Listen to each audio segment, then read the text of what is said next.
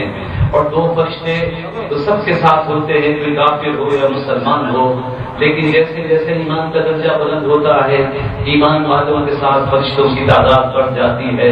اللہ جل جلالہ نے فرمایا ان الذين قالوا ربنا الله ثم استقاموا تتنزل عليهم الملائکہ، بے شک ان الذين قالوا، بے شک وہ لوگ جو کہتے ہیں ربنا اللہ، اللہ ہمارا رب ہے، ثم استقاموا، پھر اس پہ استقامت اختیار کرتے ہیں، تتنزل علیہم الملائکہ، تو ہم ان پہ فرشتے نازل کرتے ہیں۔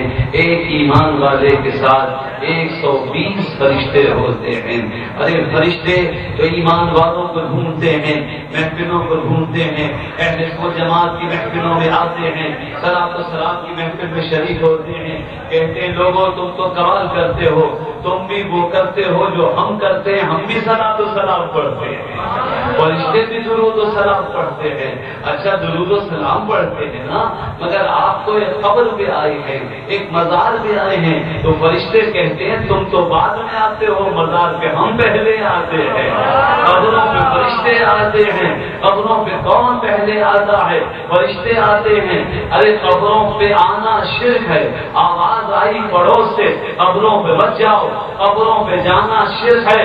مولوی صاحب قبروں پہ جانا شرک ہے تو قبروں میں جانا کیا ہوگا؟ قبروں پہ جانا شرک ہو تو قبروں میں جانا کیا ہوگا؟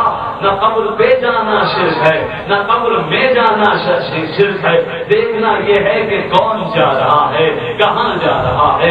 ارے اولیاء اللہ کے دربار میں آ رہے ہیں، پیر و مرشد کامل آرا سیدی حمزہ